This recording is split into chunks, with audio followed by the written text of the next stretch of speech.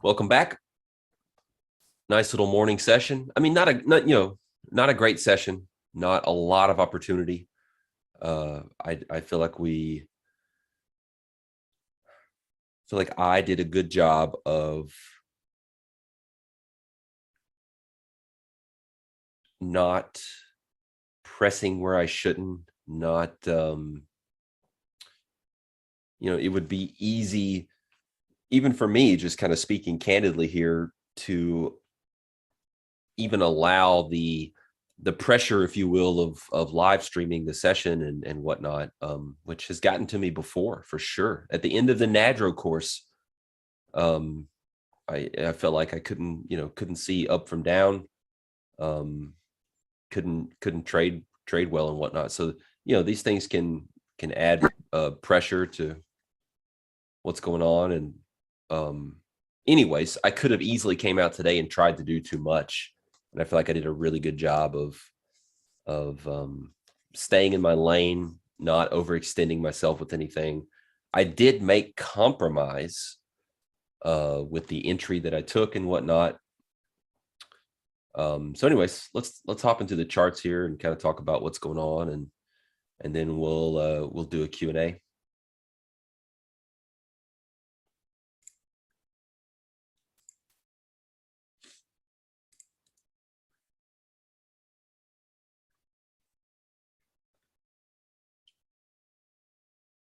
Alrighty.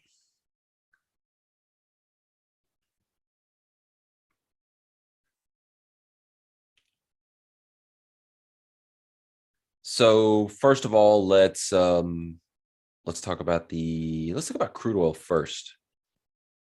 Some nice opportunities. I think this candle may have scared a lot of people. Oh wow, look at this bullish engulfing, they're really finding, the buyers are really defending this area, whatever you want to call it. Well, not according to the tape.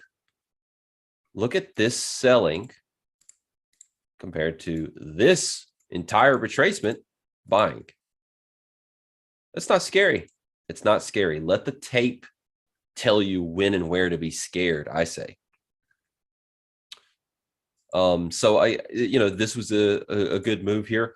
RTH has been pretty good in terms of giving a few more kind of dialed in to where this thing's pulling back to, versus the upper extremes of the moves have really been, ETH. And so that's why you would say, oh no, look, RTH is getting almost halfway to VWAP. It's going rotational. Well, that's for me why I like using both, is because I can create almost like a hybrid model in my mind and be looser where it's smart to be looser in terms of definition. So I thought the tape, the situation, we're now starting to hold, like I said early on, we need to hold underneath prior value and whatnot. So that's essentially, you're seeing now the bulk of these large rotations all underneath prior value and back inside the prior day's range. So made a lot of sense there. I think we called crude very well today.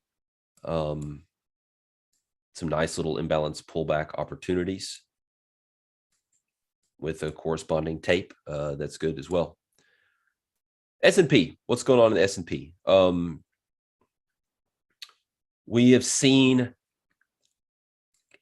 something of let's call it a contextual order flow shift.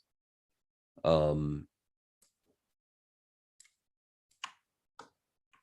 where, well, this isn't happening anymore, right? That's not happening anymore. But what is happening? Are we seeing a ton of selling pressure? Are we seeing us get back below 10K? Are we seeing? No, this is more of a case of, yes, it's a contextual order flow shift. But it's a fizzle, right? What has order flow done? When do we say not to read too much into order flow? Well, that's when it goes absolutely sideways, which is what it's done here. This is approaching, lunchtime, midday. It's the quiet period. So don't read too much into order flow just not ripping higher unless there's some kind of catalyst, some kind of fear, panic. It could be panic buying in the S&P. We see that all the time. Panic buying is a real thing. These guys trying to make sure that they don't get left behind, that are trying to simply benchmark their performance against the S&P. They panic buy, because if they don't, they lose their jobs, So anyways, the lesson here is that I'm not overly concerned about what's going on in the S&P here. We've just stopped with the high energy movement. Nothing's really, screwed up or anything like that. I'm going to let, unless order flow gets scary, and I said these exact words on the morning call about managing this core position, I'm going to hang in this trade unless the imbalance fails, in which case this neutral level would then fail, because they're perfectly at the same level right now, just about, or order flow absolutely falls apart. And as I've just laid out, order flow is not falling apart, order flow is drying up. There's a difference. Now, if we were still making aggressive highs in price and order flow was drying up, I'd be even more concerned. But no, we've gone sideways. We put in a rotation here from this swing high to this swing low. We've gone sideways within that. And guess what? Delta has done the exact same thing. It's gone sideways within that.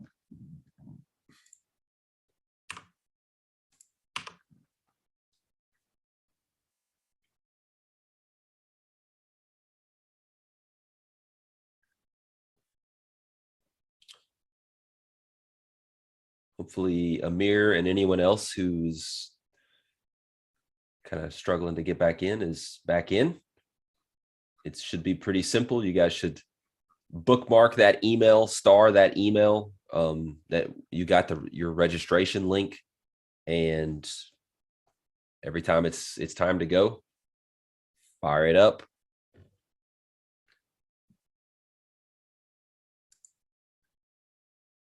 We have to use special links rather than just saying, let me post and share the link for you, is because we have to protect, cheaters from trying to get in on this content that you guys paid hard-earned money to be in. So we don't share links and stuff like that. Okay, what else? There was something else, and we're going to do, more of a end of day review and look at the, decisions that were made and stuff like that. But in terms of the market right now, that's where I'm at with the S&P. There's not a whole lot to talk about. It's pretty straightforward. We could be in for kind of a dull afternoon session here. I'd almost like to see, I know we're still poor high on the day, right? So let's keep that in mind. We can go create excess up there easily. If you still have bullets left in terms of scaling out, if you're still holding a core or whatever, another nice, see a good spike in Delta, and we, just like we did before, and we take out those poor highs, that can be a good spot to peel a little more off. I know we do have the upper end of this little older CVA, and then the next level is up here, 44.90s. That's monthly prior value. We'll keep an eye on RTH imbalance as well. But again, I'm using more of a hybrid model. They're converging as the day progresses, anywhere from us holding here to down here is fine. Now, a lot of times the question comes up, well, if I'm not in, is this a good entry here? It's okay. A lot of times it's hard to give an answer on some of the later stage entries, because I can't help but think, well, you could have been in earlier. You should have been in earlier. And a lot of times the best trade locations with good narratives, we didn't get this today, are to actually be in from when we were rotational. And I get so many traders who didn't take the trade from the ideal trade location, from a rotational extreme fade, and then they're left chasing the next. They think, oh, well, maybe it's fast trend here. Let me take this from the 1.5, loser. Oh, let me try this imbalance pullback. Gets a little too messy. They get stopped out, and it's a loser.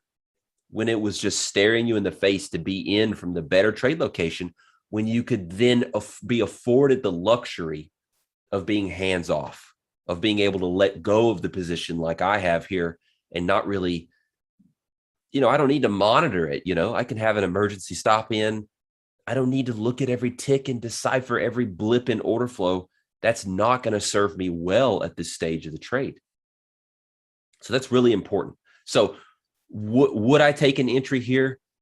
I mean, yeah, you can consider it. We're not seeing sellers. Do I think that they're, again, just like we were earlier, where we did get in, are we vulnerable to the downside in terms of a little stop run here? Yeah, I think we are. Also, anytime you're going sideways in price and sideways in delta, you're vulnerable to little gamesmanship, little stops being run either way. But is this a trade? If you want to say, look, we're holding above that neutral level, we've got more room to run stops above some of those highs we talked about in the morning call.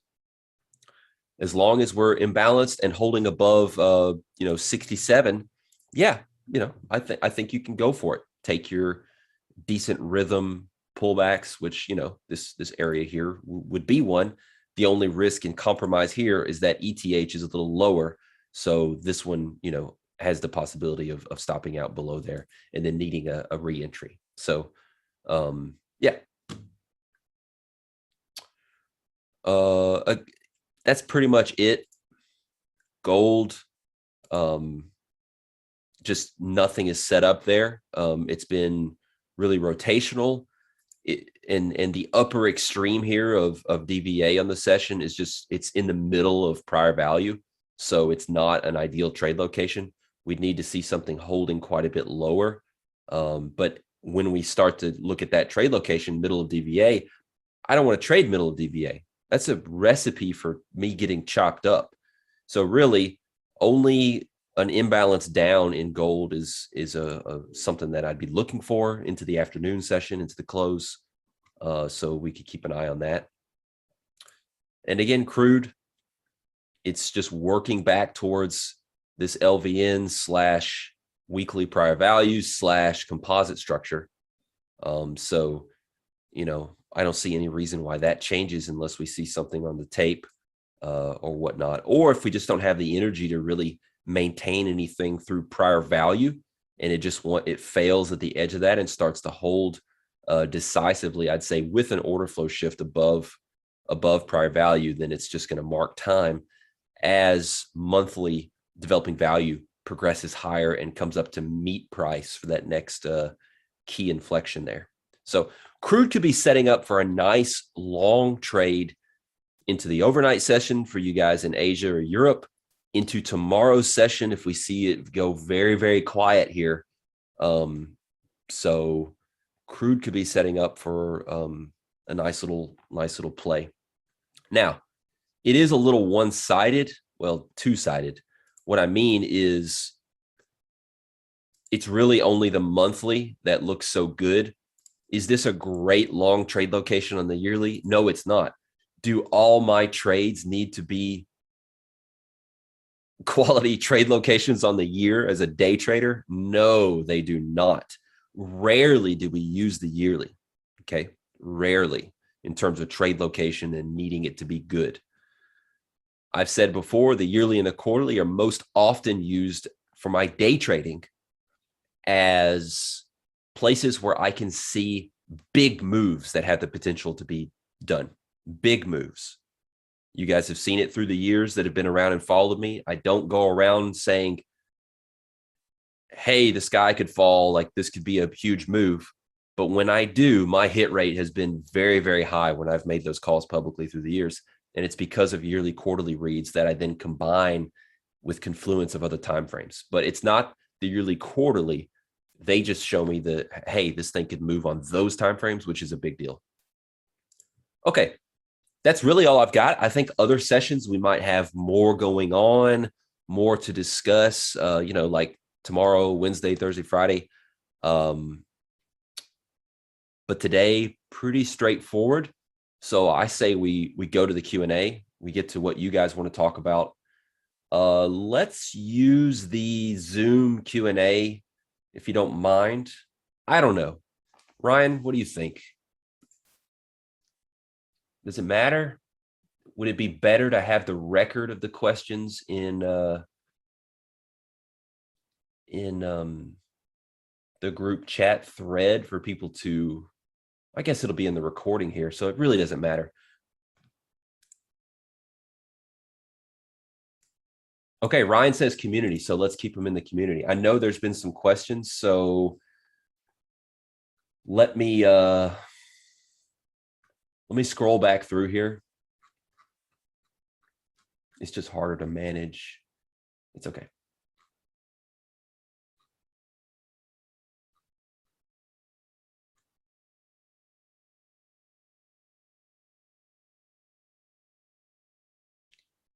So on using ETH versus RTH,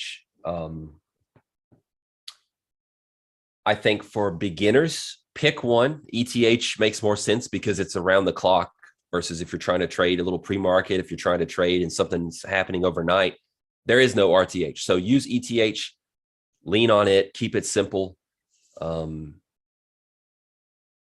incorporate RTH once you get so comfortable with your ability to execute using the concept of the DVA framework very well.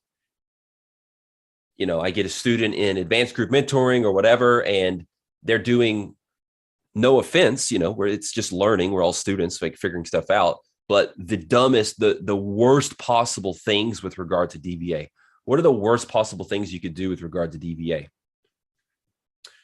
If it's rotational, if we look at my ETH chart here, like, well, let's look at this. So getting long into the +2, getting long into, you know, an extreme, right? Getting short into the -2, short into the -2. Those are dumb. And I teach it, so you should know it. If you're still doing stuff like that, it's bad. If you're getting long into developing value high, as we are inside of DVA, that's dumb. If we're rotational coming down into developing value low and you get short down here, that's dumb. Okay. So those are the dumb things. If you can avoid the dumb things, you begin to be ready to improve / complicate your view and on tools that you're using and stuff. So ETH, RTH, I mean, I really lean on ETH, you know, probably 90% of the time. RTH is just sometimes a little bit of a helping hand when the main way that I use it is when you've had a really volatile overnight session and ETH is just ballooning, right? It's like boom, boom, right? So we've got 50 handles, you know, between here and here, and the market's in the middle. Well, guess what? RTH is going to give us a more tradable framework off the pit session, you know, and help us get into ideas that we may need a framework to get into, versus ETH, we're going to be in the middle of nowhere for a long time before we touch any of it. That's one of the best uses of it.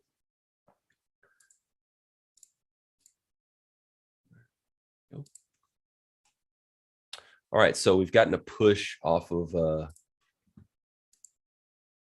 this imbalanced pullback, but not much order flow so far. A little bit of a pop, but we'll see.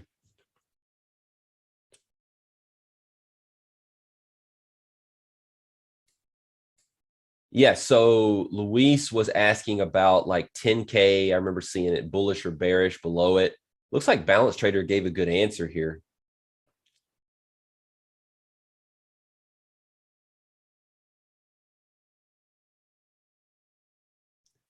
Yeah, I don't ever really look at I look at the delta levels the same way I would look at a DMI chart or a CVA edge.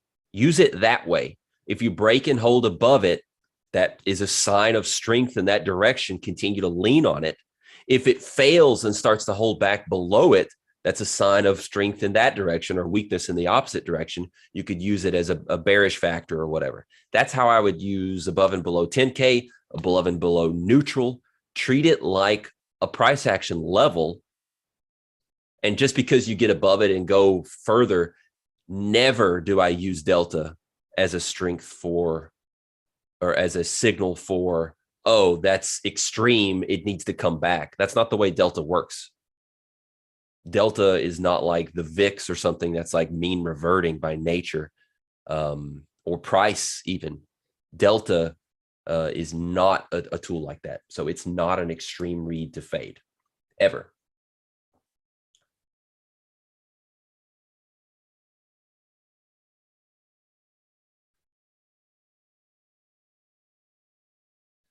I'm still scrolling through the chat from about 30 minutes ago.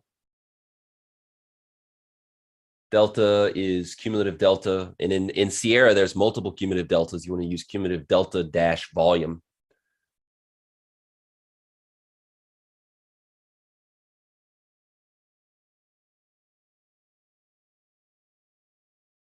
All right, I'm at 12 minutes ago. Hasm, Merritt, do you see a value in VIX value as a measure of volatility, mainly to adjust trade management rules accordingly, or is not very useful for day trading? I think, well, I don't know the answer to that, Hasm, but I'll tell you this. Our tools that we use can essentially be a smarter predictor of what might unfold with the VIX next than the VIX could ever tell us. That's pretty sweet. So my take is that NADRO's cream of the crop, and our read based on that, which not always right, things change, that's randomness of markets, whatever, but our read on what's unfolding. For example, let's say it's a breakout pullback starts to form of a 5-day CVA. Well, guess what? In the S&P, we have a bearish view, and we're going to be ahead of movement in VIX. Yeah, because we're a little bit lower or whatever, and threatening lower, VIX might start to perk up a bit. But and especially because VIX is correlated to downside movement, VIX is definitely not going to be a good indicator of trade management for an upside move, because volatility in the indices is only seen as downside volatility. They don't measure it truly like we do. But with our variance and standard deviation type stuff work that we do, and distribution work, we can see where there's likely to be momentum, which translates to volatility in the sense of price expansion, let's call it, okay, or imbalance of a market. It's stronger than VIX. Hope that makes sense. Could you define poor high? I've heard it before, but seem to get different answers. Yeah, I mean, technically speaking, a poor high is like what we have right now in the ES. So as you can see, sorry, it's so small. But D period high and F period high have both come up to the same level. It's rounded by 3 ticks, so it's not as precise as tick by tick stuff, but that's fine. We want it to be that way. Smooth it out, make it really show us excess or lack of excess.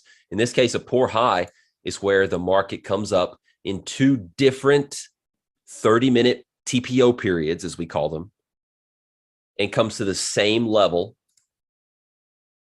and doesn't get through it. That's a poor high. A poor high is a lack of excess. Excess is where you really rip through and wick, an area and really blow through it quickly and snap back, right? So if G period would have came up and,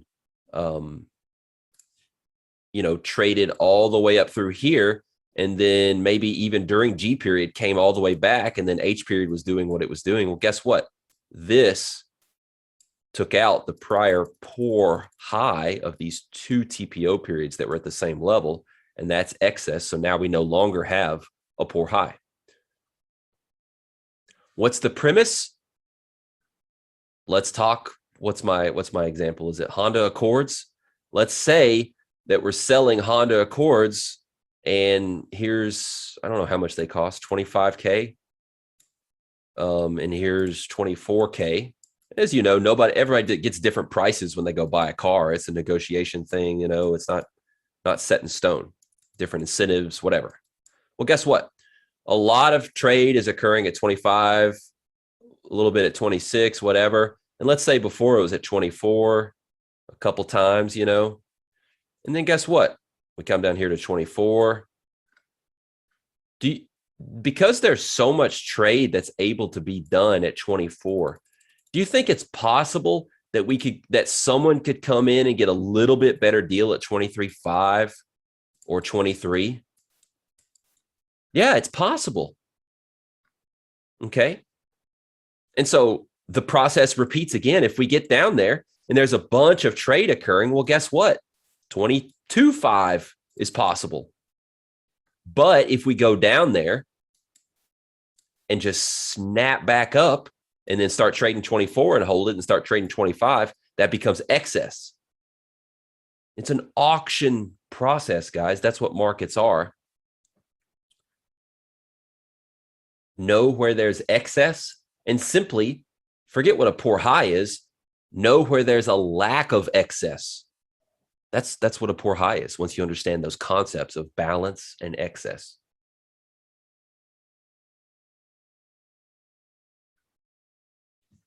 Could you share your CL TPO chart settings? Sure.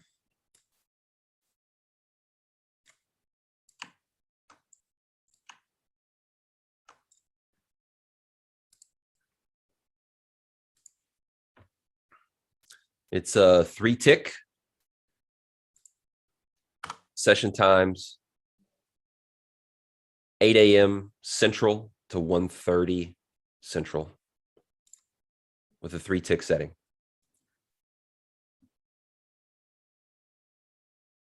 Merritt, do you still trade all in, then scale out? Pretty much. A lot of times I will break up my orders and just kind of go bang, bang, bang, bang, bang, you know, just to break it up a little bit. Sometimes I don't, but a lot of times I do, but I still consider that all in. I'm still at a moment, for the most part, usually getting in to the size that I want to get in, and then I'm piecing off as it goes in my favor or fully stopping out if it goes against me. RVOL was not a factor for you to get into the trade at ES. You stopped using that or lower importance. Any reason now ETH 3-minute instead of 5-minute? No, I mean, I just thought 3-minute was a little more granular. It's just a good time frame for what I'm trying to do. There's no magic in any time frame that anyone ever uses, myself included. It does not matter whether I use an 8-minute chart or an 800-minute chart or an 8-second chart. It's just a different world that you're choosing to live and operate in, and to read the rhythm on, and to read where order flow divergence is on, or versus where I might never see it, right? It's time frame is a choice, guys, as you build a trading business. That's all. That's all. Now, using multiple time frames together cohesively like I do here, that's not really a choice. That's something that gives insight. It's and all you got to do is really kind of get your multiples right. Like I don't need to use an 8-second chart with a monthly bar chart. How are those? They're so far removed. You're not going to be able to use them together to add value and increase your edge over your view of narrative and whatnot.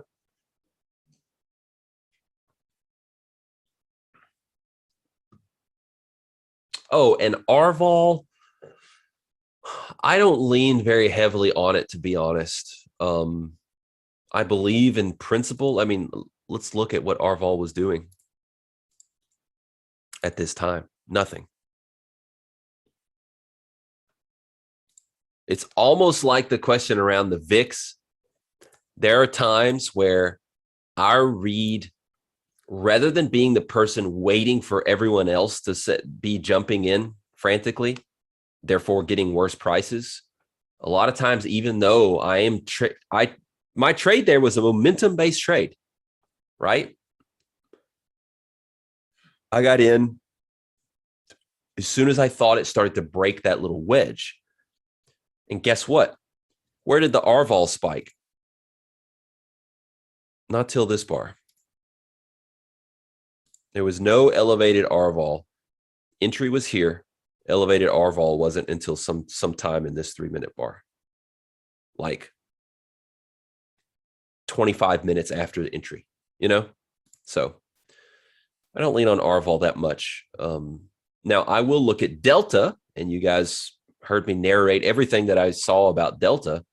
And if you go back, and I was talking about, I was not afraid of anything sellers were showing here. They had just stalled, just like I was talking about it here as we came on this call. It's not that, oh my goodness, look, Delta is now, not going higher anymore. No, it's fizzled out, and it makes sense for time of day and stuff like that. It's different reads. Do you use Sierra Chart email alerts to get attention? Absolutely. Absolutely. A lot of times if I'm going to, in fact, a really good feature is to set it for your chart shortcut menu. So for example, let's say I wanted to be notified if this poor high got taken out. Right click, add symbol alert. It's right there. So I don't have to go mess with an alert manager or whatever. And then all you have to do, I set a certain alert. Like for example, if you look, I set it to price alert. I've renamed it, right? It's like the third one, I think. No, it's the first one. So instead of it being alert 1, I set it to price alert. And I know that price alert in my other settings is attached to an email address and all that kind of stuff. So it'll send it.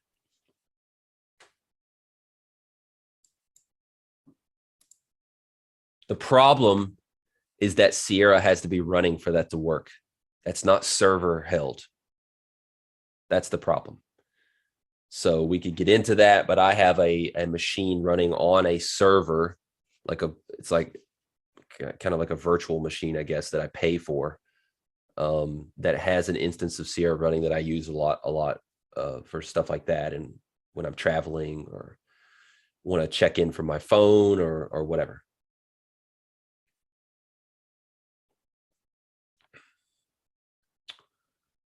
The service I use is called Kamatera, Kamatera.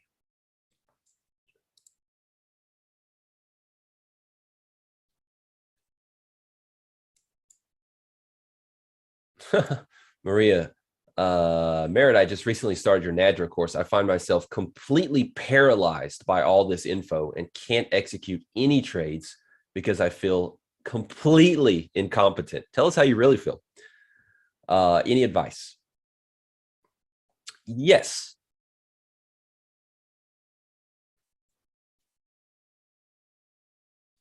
If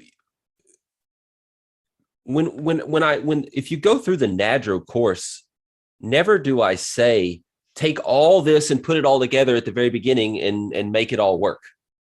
So you in this intensive is you're going to be like drinking from a fire hose. Definitely refer back to the recordings after you go through the NADRO course a few more times, after you get some more reps under your belt at doing the basics. You can still get these lessons in the future. Right now, you may not be ready to hear all of them, even though I'm sure you'll get some value and some nuggets here and there that you're ready to hear. What you need to focus on is rhythm and structure.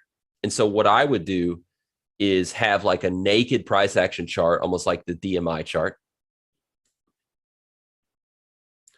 And then I would have, something like either a basic market profile chart or a CVA chart. I probably recommend the CVA chart, but give yourself opportunity to trade both CVA and prior value. So learn rhythm, right? Uses the zigzag indicator like I walk through to be able to see where the rhythm is on one time frame, intraday chart. Could be time-based, volume-based, Renko, who cares, right? Pick one you like. And then learn to read the acceptance of where that rhythm is occurring within a structure of, let's say, prior value area, right? So if we highlighted prior value, we would then look at, okay, and mapped that over to this chart, right? Let's do it. What chart is this? Number 3.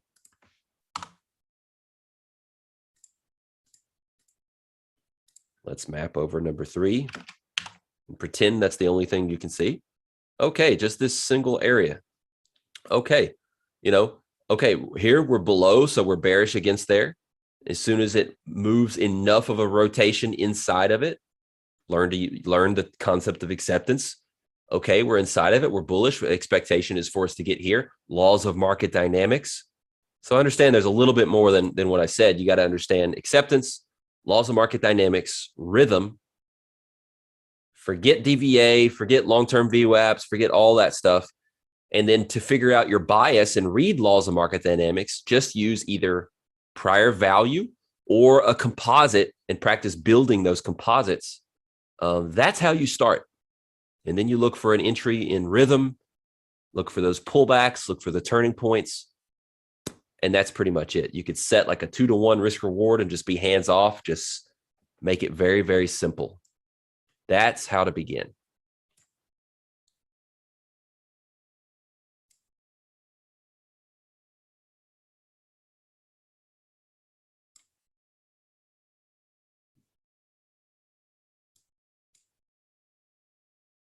I'm sure a lot of the crew. So 16 minutes ago was this question from Maria, guys. If you want to reply to her, give her some of your feedback on how to begin. Zero, if you're on this call, maybe ping her and give her some tips. I know you're really good with stuff like that. Anyways, I totally understand how you're feeling and get it.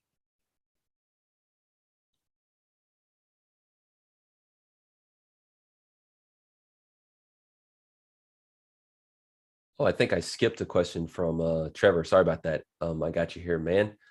I see you're using time-based charts instead of volume. Is this something you're doing normally now in your own trading, or just for ease of flipping between chart books for this intensive?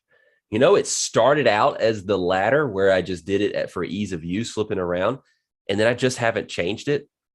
I still think volume charts are the best.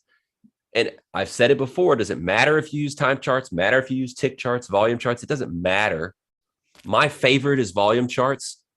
And I've been using these time-based charts for the longer term VWAPs for 6 months. It's fine. It's just not a problem. It's just, I still see everything I need to see. And maybe that's just because of the level of experience I'm at that I can get away with it. Volume charts, I think, are the prettiest and the smoothest. They're the easiest to see. The older I get, the more of an affinity I seem to be getting for some time-based charts that show me where we are marking time and not moving, and where we're moving very, very rapidly. Whereas volume bars, it smooths all that out and I lose some of that information. So I like to see both as the answer, which is why you can see I have 2 charts, this one being the volume-based one, this one being the time-based one for my intraday read. And I kind of try to synthesize what's going on between them.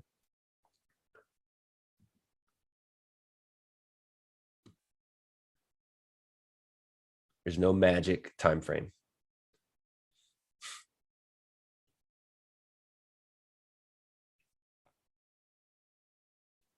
Are the charts on the far right both ETH? No.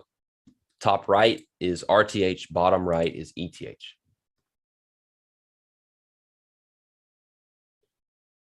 Yeah, and again, back to Maria, because your heart goes out to her.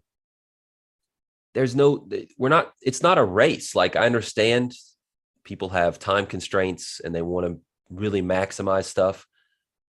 But nobody's going to come in and take the NADRO course and be a rock star after 1 week or 1 month. Nobody has done that. Nobody will do that. It is a process of learning. It will take you 6, 8 months, a year to really get comfortable with this stuff and to really start to feel comfortable and see results and stuff like that. And it just, look, markets is one of the most challenging things. Like if you're here, and I'm not saying you are, Maria, by any means. I don't think any of my students are, but there's plenty of people on Twitter out there who think that markets are easy and you can just come in and do it.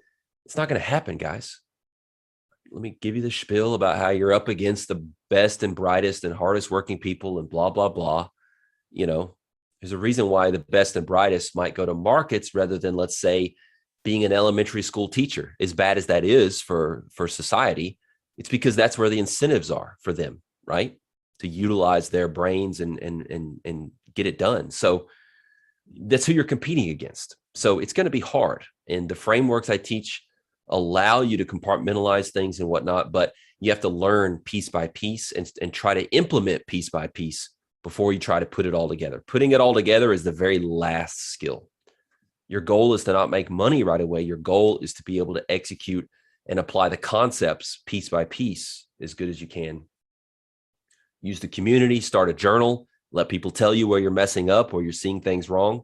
It's only going to speed up your learning curve. That's what we're all here for.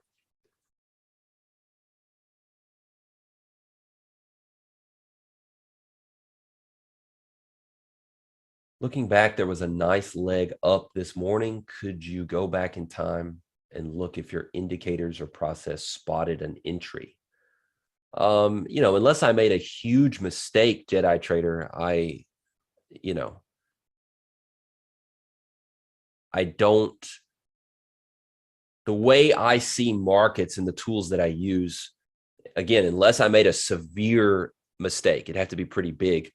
I don't go back and look at the chart just because there was a move and say, rightfully so, say, oh man, that was an entry, I missed it. That doesn't really happen because I know my tools so well. I know what opportunities I'm stalking. Where there's gray area, and you guys heard me on the call this morning, in some gray area at times, is there's enough setting up here. For example, the short into the open. There's enough setting up here to where I wouldn't hate myself if I took this trade, but do I want to take this trade? Does it meet the criteria that I think are necessary to take a possible trade? And for me, the answer was no at that time. But no, there's no big trades that I missed today in the S&P. Space Ghost, do you look at the TPO point of controls? For example, in ES, open A period today, tested POC 4437 from 913. Yeah, right here. Do you see that as levels to be tested? Yeah, naked ones, right? And that's why I leave them on my chart. Naked points of control are extended until future intersection. So I see them as levels. I know that a lot of times a market will kind of go like on a day like this, POC to POC. And that's just, I don't try and be as precise as the POC. I try and say, we went from this, well, I got it wrong. Where did we open? Here. So we went from this distribution, right, to this distribution. That's kind of what I do. I've grown to not be as precise, granular with POC reads and absolute precision across the board, because that's just not the way markets work. Markets like to violate things and head fake above and below on those lower, more precise read timeframes.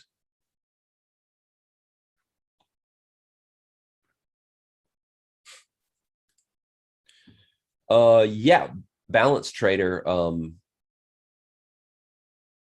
turned out to be a POC rejection. Absolutely.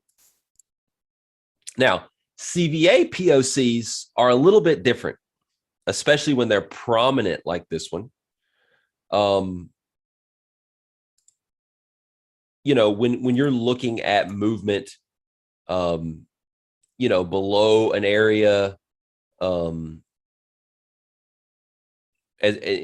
like we were this case today, where, you know, what's the law of market dynamic here? Well, we're holding back underneath here. There's a sense of bearishness, and then we go to the other extreme, and you get to the POC and you get the sharp reversal. That's, you know, that's absolutely usable, much more so than just daily naked POCs. That I try to be a little looser with them, but I still understand that a lot of times they can be factors. It's all factors. POC stuff is just way lower on the totem pole for me. I like to look at, you know, my edge comes from the edges. I look at edges of distributions, and that's where my focus is. I know some people, even at least one trader I have on the desk, they like to look at the way the volume point of control is progressing intraday. That's one of their references that they kind of, you know, track and whatnot. It's not something that I use, but there's all kinds of ways to use various POCs or VPOCs.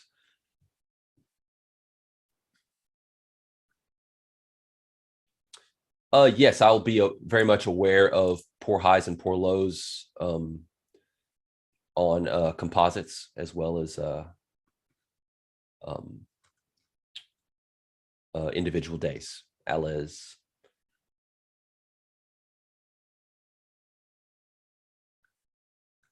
Fat Cat, you pull value areas off TPO. However, it seems you have value areas coming off VWAP. Wouldn't the prior day's value area off VWAP not be aligned to TPO? I assume the remedy is treating it as an area, not a level. The answer is no. Prior day TPO value and VWAP derived value are sometimes the same, but no, they are not guaranteed to be the same. The more of a trend day you have, the more that the lagging edge. So if it's a trend day up, your VWAP based value calculation, I just know this from looking at a million of them, is going to be lower than the TPO based value calculation. It lags more.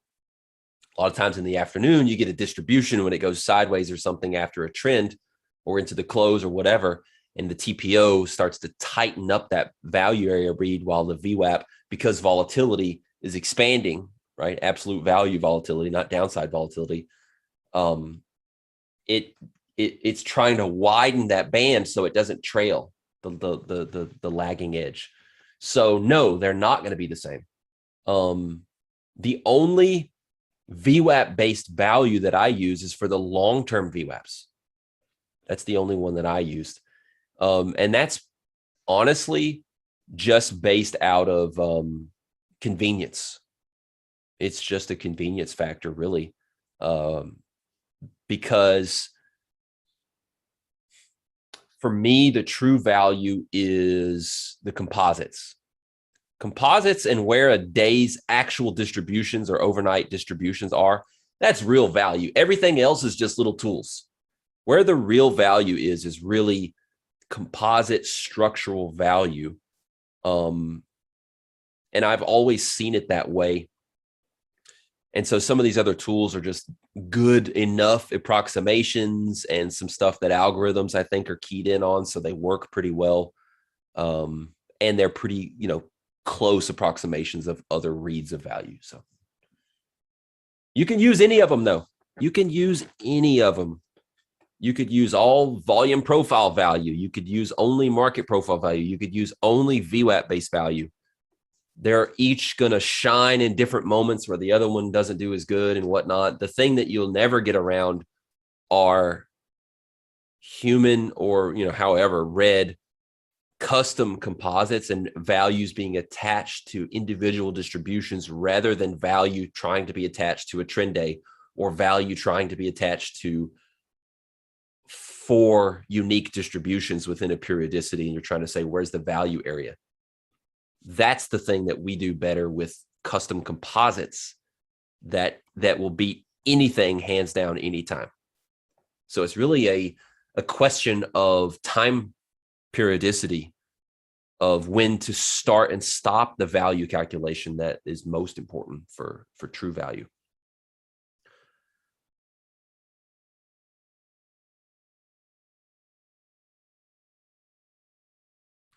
Kulu, Merritt, can we talk about the 8-6 3-day CVA? Why'd you decide to cut that? Recency, excess, below, above? I'm going to take it you're talking about the S&P.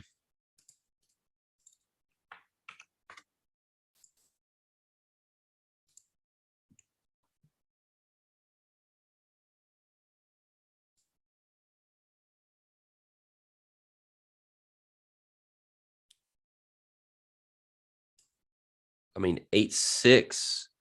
Let's just do it quick and dirty here. 8-6 was this cluster.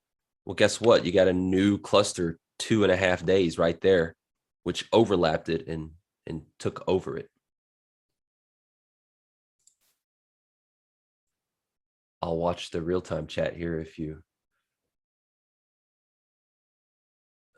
have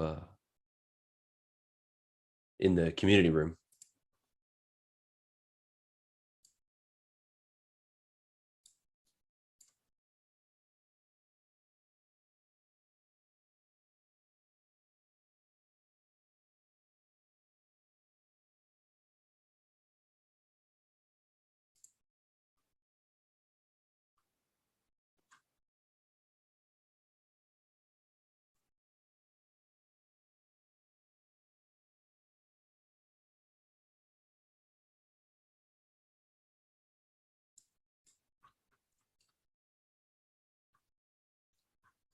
Anyways, that's the answer. Didn't hear from Kulu, so we'll move on.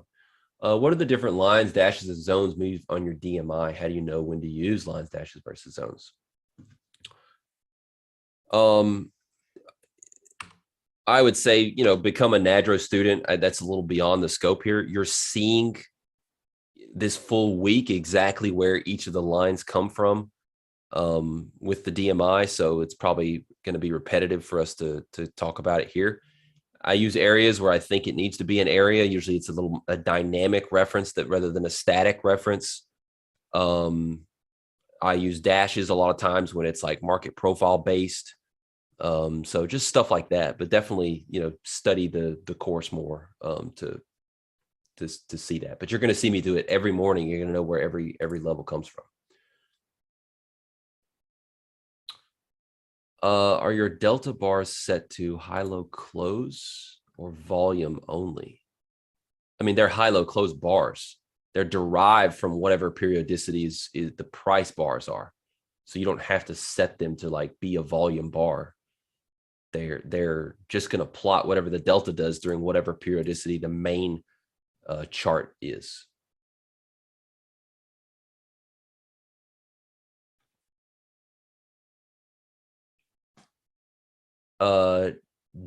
DIRD X Gold. We don't need Discord. Look at this chat that we're using right now. We have different areas within the community to talk about different things. You can see when someone is typing. This is as good as a chat, but better because a chat is a chat that information scrolls through. And you're talking to someone who ran nothing but chats, Skype, Slack. I forget what another one was I used, some custom hosted chat thing, Rocket Chat. Believe me, I have a lot of years of experience of running communities like this. This is much, much, much better. I know, trust me, I use Discord. I've got it right next to the chats. I'm looking at it with my trading desk. Discord's great, but this is a learning community. So a forum/chat hybrid model, which this is, with searchable, like better searchable. I know you can search Discord. It's not as good. This is the cream of the crop for what purposes we have it. We're not out there making a bunch of live trade calls that's pertinent on, chat all the time. This is a learning community to discuss categorized concepts and things like that. You cannot beat the search function. We can have our own wikis, like just it's better. We don't need a Discord. If we started a Discord, we would just end up fielding a bunch of questions of, hey, what was that thing we were talking about in Discord on October 4th from 2 years ago? No, that can become a full section in the NADRO, part of the course and community here. CVA is composite value area. However many days we want. How do you map your levels from other charts to your DMI chart? It's automated within Sierra, or most programs allow you to do it. Even Thinkorswim lets you map levels. So each chart has a number. And so for this DMI chart, I just go into advanced settings 2, and I choose what chart numbers I want to copy drawings from onto this chart.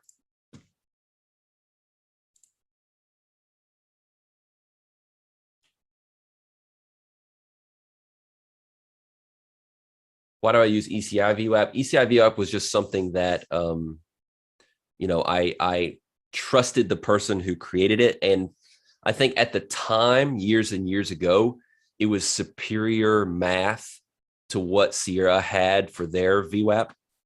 And I think they're both on par now. I've just stuck with what I used before. But I think if you put the right settings for Sierra VWAP, it'll be identical. It used to not be.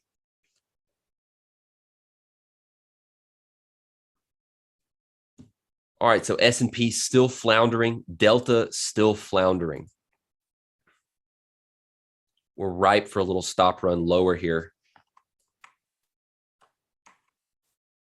That's just the nature of it, guys. That's just when you go sideways and all the inventory is long because everyone's looking at this trend move and all-time highs or whatever, and things quiet down and there's not a lot of energy holding a market up. It takes energy to hold a market in an imbalanced state. When that's not there, it's much easier for there to be stop runs. So that's my read here, is that we're probably going to see some little stop runs, but we'll see.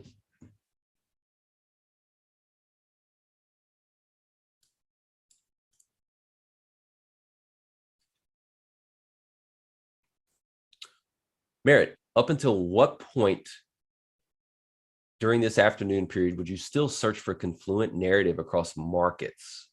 I'm not sure what you mean across markets. I don't really look at narratives like inter-market. Do you scan a couple of markets, check if there are any good narratives left, and then consider a spectrum of opportunity? Yeah, at any point,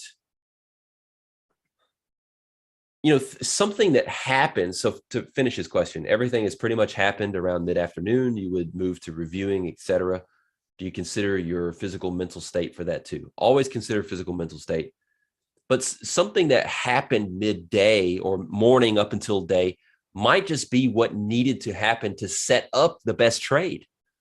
A move into the close, for swing trading sometimes is the most ideal test of a critical inflection and best trade location. So there is no cycle of opportunity that sets up in the morning, right, that plays out into the afternoon, then it's maybe over. That doesn't exist. Most of the volatility is around the morning, but NADRO opportunity can strike anywhere, anytime, depending on how you set up your business and your timeframes and how you trade. But the thing that I'm trying to get people away from is there's potential opportunity into the open, and that's what dictates where the opportunity was. No, the open may have just been the shakeout that leads to the very best opportunity, which sets up in the afternoon. That's just sometimes how it is. So don't attach time of day with a cycle of where opportunity is. Hope that makes sense.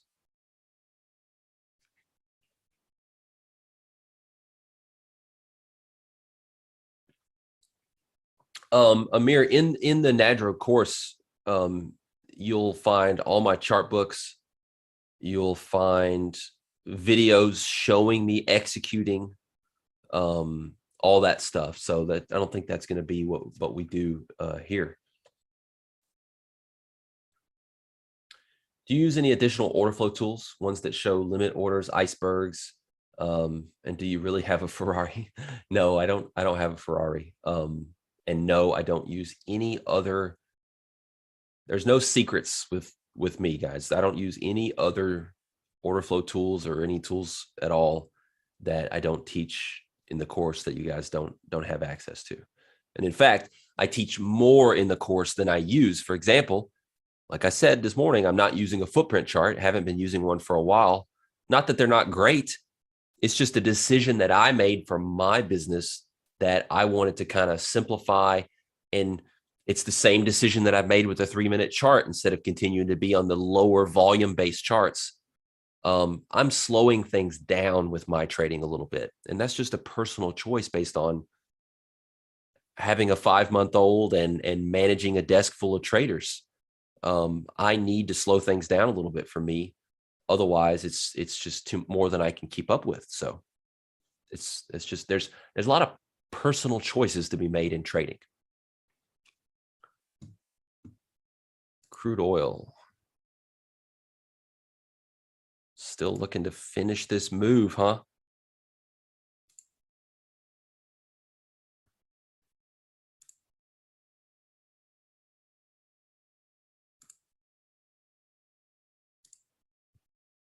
There's a stop run in the S&P. See how much they've got. Continue to hold as long as our level holds, as long as imbalance holds. Still have a poor high that needs to be taken out higher. In fact, a bit of a compression type move as long as we don't take out this swing low here, which I think is possible. Currently, it's kind of a compressing move into this high for a stop run higher as well.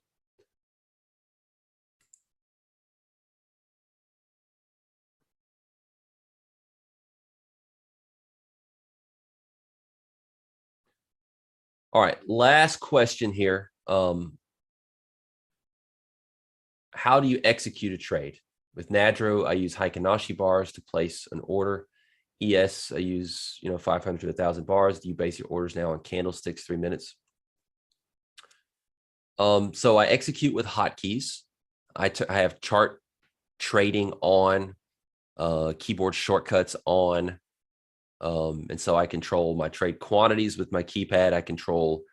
I pretty much only buy market, sell market. I almost never place a limit order unless I'm just really, really wanting to be competitive about a scale out. Then I'll use a limit.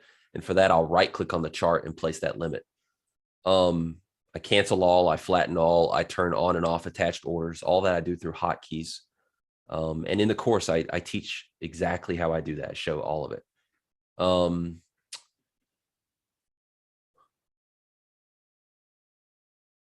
So I've always taught people Heikin-Ashi is just a tool. Heikin-Ashi is almost a set of training wheels. Heikin-Ashi helps in 2 ways.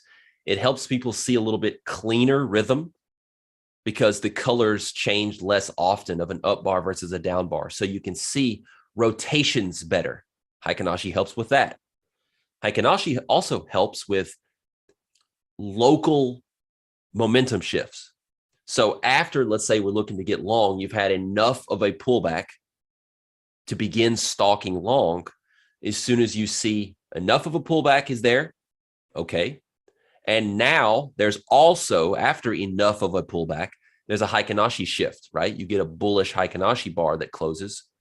That's a way for newer traders and experienced traders, if you like to just keep it simple, to have a set of training wheels, a guide, an indicator, a red light, green light that tells them, okay, the narrative is there, acceptance is there, DVA is there, rhythm is there. Where do I pull the trigger? Oh, here. I have a process for doing it. It's a way of me giving you, here's a process, do it, follow this process. It doesn't mean that you need to stick with it forever, that it's the only way to execute, that it's something with edge that I'm saying is the secret way of doing things. There's nothing fancy about Heikin-Ashi. It's simple, it's dumb. But there's nothing wrong with simple and dumb if you've listened to me for long enough. Okay. So Heikin-Ashi is a way of programmatically, quantitatively signaling what I used to call and still call micro trend line breaks, right? When I took my trade in the S&P today, I was essentially deploying what we might call a micro trend line break. I took a look at all these highs, 1, 2, 3, 4, 5 highs, and I said, where can I see, if I was going to draw a line across these, would it be here? No, right? I guess at the hard right edge right here, we may have seen that, but I'm not really concerned with 2-bar pullbacks. I need more bars. So as there's more bars pulling back, where's the highs? Where's the slope of those highs? Well, look at it. It's right there, right? So my entry long was here. I look at what's the rhythm of the pullback? What's the bar-to-bar overlap? In this case, there was a lot. So I had to lean out that slope. If you get a nice clean pullback, like something like this, well, guess what? See how the slope is more steep and now I can get involved here instead of a chop. Here's a flaggy type pattern, right? You got to, it's really not steep, whatever the word is, shallow slope, because it's very flaggy. It's a complex multi-legged correction. So anyways, Heikin Ashi can give you where some of those points are, at least the immediate momentum shifts of a micro trend line break, as I call it. That's all it does. You could look at MACD histogram changing slope. You could look at RSI or stochastics dipping and then turning up. It's all the same stuff. It's all derived from where price is relative to where it's been and then how that's changing. That's all it is. My goal through this talk is to enlighten you, not to try to teach you that something I do is magic. And I hope that is apparent. It's the concepts that matter. It's the understanding. Why do we take a Heikin Ashi shift? That's what matters. That's because I theoretically believe that the market ebbs and flows. Markets don't go in straight lines. They ebb and they flow. If I can get a read on that ebb and that flow, which we refer to as rhythm, I can better time my entries on my trading time frame, which is a lower time frame than where my narrative risk reward read comes from. And if I can time my trades on a lower read within the landscape of better risk reward, I'm simply amplifying that risk reward. Big picture risk reward was not offering me 7 to 1, 8 to 1, 9 to 1, but I get 7 to 1, 8 to 1, 9 to 1 because I amplified it by using rhythm, which allows me to use a tighter stop. That's the theory behind all of it.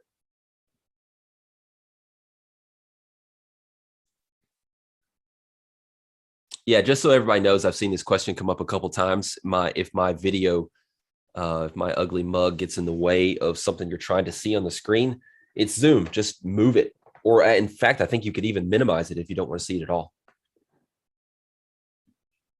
I like doing I don't enjoy being on video all day, but I like the video component of this. It creates, more of a real sense of us doing this here.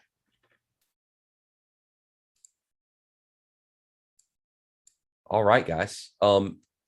If I didn't get to a very, very important question that you have, no worries. We'll be here tomorrow. We'll do a Q&A then. When are we back next? Is it 3:15? Yeah, 3:15 Central, 4:15 Eastern, 4:15 New York time. We'll be back for an end-of-day review, recap, to kind of talk about the full session. We'll have a conclusion of this trade. Yeah, great questions today, guys. We'll see you in a bit.